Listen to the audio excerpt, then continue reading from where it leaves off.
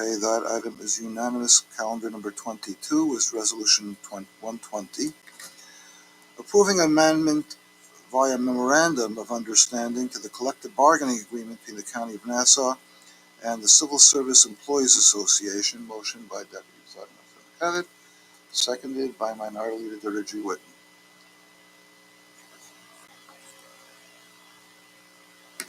Good afternoon, Andy Persick, Office of Management and Budget. The item before you, which I stated in committees, is an amendment to the current MOA with the CSEA union.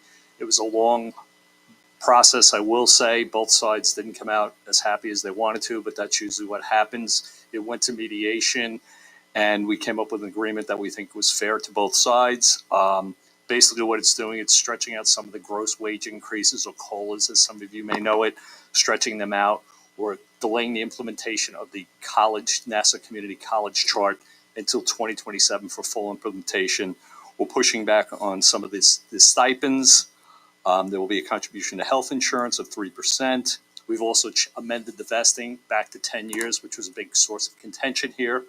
And they will have to give up 2 leave days, and there'll be a reduction in relief time for some of the union representation. And there's certain agreements that are pending litigations that will be resolved once the MOA is fully ratified. So I'm here to answer any questions that you may have. It conforms to the multi-year plan, but I think we're going to have to look at the changes that it will have in the upcoming years. But I will, when we do the June update, but I think it will conform to what the multi-year plan looks like. So I'm here to answer any questions that you may have. That's Legislator Kozlow. Thank you. Andy, when this body first approved the, I think it was a memo of agreement back in September of 2023, right? That was the last time? That was the original MOA. Yep. Okay. MOA. MOA. Okay. But yes, to your point, that's yes. I just want to make sure, because I've been getting a lot of comments on this and inquiries on this. That MOU from September 2023, that was not supposed to affect any of the retirees, the people who retired before that date, correct? Well, there's pending litigation with that suit, which will be resolved, but it follows that. Let me put it to you this way. No, the retirees were not harmed in any way, shape, or form because they remained in the current health care provider that they had. So there was no harm done to them. Right, but that MOU from back then wasn't supposed to include them, correct? It was, yes, it was. Okay. And well, they're not in the class of the agreement is what I will say, but it did have impact on them. So. Okay. And this new MOA doesn't affect them at all?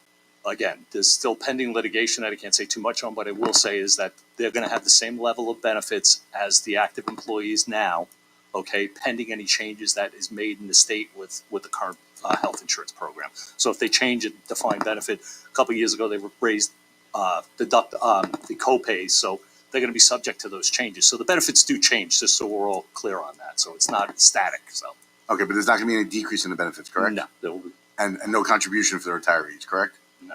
Okay. And I don't know if you know the answer to this, but are the already retired retirees staying on the Empire Plan? They're going to. I can't say a lot more on this, legislator, because it's pending litigation is what I will say. But we are committed to giving them the same level of benefits as I just said. So. Okay. And just for my own clarity, because this is one of the contentious points I had to deal with, going forward as a legislator, if we're going to handle negotiation with CSEA, our negotiation should not include retirees, correct? It's just for the active members. It's only for the active members. Okay, so anything that we would have affected them, we shouldn't have happened. The MOA is only for the active employees, is what it is. So the item before you has only to do with the active employees. So thank you. Thank you. Just have one. Minority Leader.